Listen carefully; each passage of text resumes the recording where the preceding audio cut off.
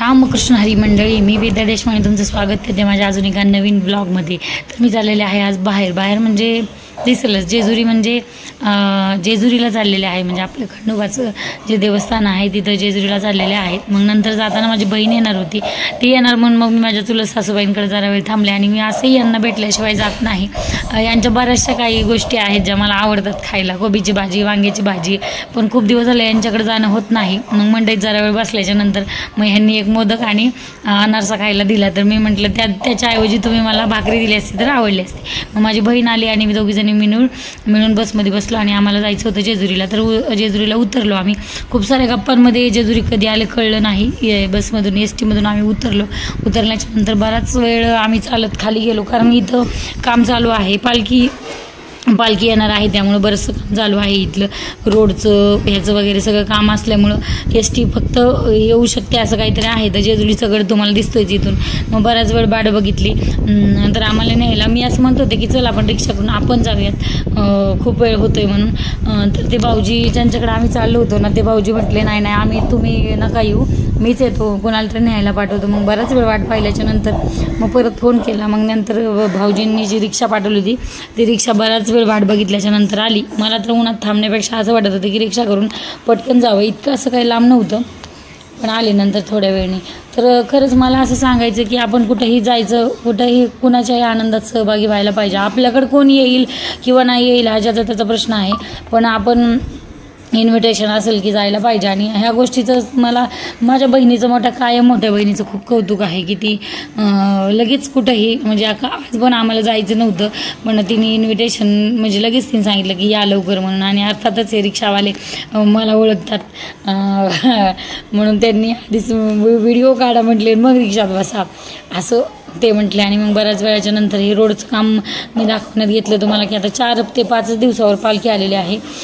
तरी कामाचं म्हणजे काय म्हणतात ते कामाचं स्वरूप जे आहे ते फास्टमध्ये काम होत आहे, जोरात कामाची तयारी झालेली आहे। तुम्हाला माहितीच आहे ना, आता आखाडीची वारी आली की म्हणजे इथं जेजुरीला जातेच वारी, म्हणजे पालखी जाते महाराजांची, तुकाराम महाराजांची। नंतर मग इथं गेल्याच्या नंतर खंडोबाचं दर्शन, म्हणजे खंडोबाच्या वरती जी मूर्ती आहे, भाऊजी खूप भक्त आहेत खंडोबाची, त्यामुळे भाऊजींनी वरती खूप छान अशी मूर्ती लावलेली आहे। हा त्यांचा मुलगा आहे जो लाजाळू आहे भयंकर। आता मला वाटतं इथं एडिट करायचं होतं आवाज, पण मी केला नाही।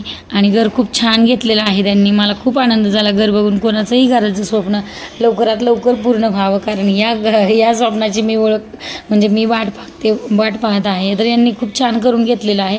आता व्हिडिओ करताना थोडासा मला हे फार आवडलं की टॉयलेट बाथरूमचं जे दरवाजा आहे त्याच्या आधी त्यांनी हे असं करून घेतलेलं आहे की हॉलमध्येच टॉयलेट बाथरूम असल्यामुळं तो दरवाजा दिसू नये म्हणून हा कंपार्टमेंट करून हा दरवाजा बनवून घेतलेला आहे। माझ्या गालावर मला वाटतं काहीतरी प्रसाद लागलेला आहे। तर घराचं स्वरूप म्हणजे घर तुम्हाला ऑल ओव्हर दाखवलं। एक हॉल आहे, एक बेडरूम आहे आणि किचन आहे आणि 2 बाल्कन्या आहेत। खूप छान वातावरण आहे आणि मेन म्हणजे खंडोबाची आरती इथून ऐकायला येणे इतक्या जवळ हे आहे। नंतर आम्ही त्यांना आहेर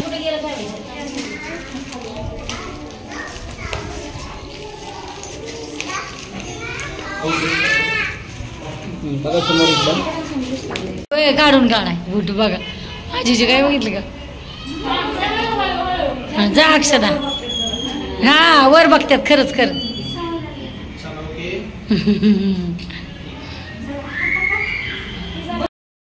मग आम्ही जेवायला गेलो खाली, पोटभर जेवण केलं। वांग्याची भाजी अजून होती, आय थिंक पनीरची भाजी होती, मसाले भात होता, खूप छान जेवण होतं। जेवण केलं आणि यांना निरोप दिला। अर्थातच हा दीक्षाचे मिस्टर म्हणजे माझ्या बहिणीचे जावई। आणि मी त्यांना आधीच बोलले होते की माझे मिस्टर म्हणतात तू आव जावं बोलायचं, पण सवय झालेली आहे पहिल्यापासून आरतुर बोलायची, त्यामुळे मी आव जावं असं नाही पण दादू असं बोलते। चला तर आम्ही निघालो, दीक्षा आली, माझी ही मोठी बहीण आली आणि माझ्या बहिणीची जाऊबाई तिथंच राहिल्या आहेत, कारण त्यांच्या घरची म्हणजे त्यांच्या बहिणीच्या पूजा होती ना, मग घरी कोणीतरी पाहिजे म्हणून माझ्या बहिणीची जाऊ त्यांच्या घरीच राहिलेले आहे। आम्हाला मग यांनी आम्हाला बसमध्ये सोडलं आणि हे लोक गेले। दादाबाई हे लय मोठा हात दीक्षेच्या तोंडावर चाललाय। Bye bye. ही बाई काय करते काय नको, चला वर जायचं ना आपल्याला, चला काय हा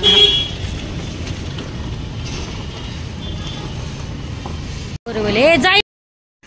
चला तर एस टी स्टँडवर बराच वेळ वाट बघितल्याच्या नंतर हिला मलाच म्हणायची, तू एस टी आली का बघ, एस टी आली का बघ, एस टी आली का बघ, मलाच म्हणायची. बऱ्याचशा एस टी येत होत्या पण खूप गर्दी होती एस टीला, त्यामुळं उभा राहायलाही जागा नव्हती. त्यामुळे आम्ही ठरवलं की बाबा जी एस टीमध्ये गर्दी नसेल त्या एस टीमध्ये बसायचं.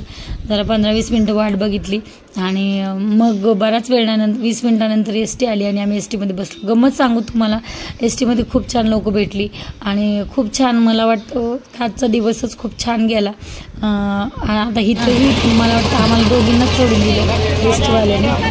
याच्यानंतर म्हणजे घेतलंच नाही काय झालं कोणाला, कारण खूप गर्दी होती. पण ते म्हटले सोडू नका, गर्दी आहे.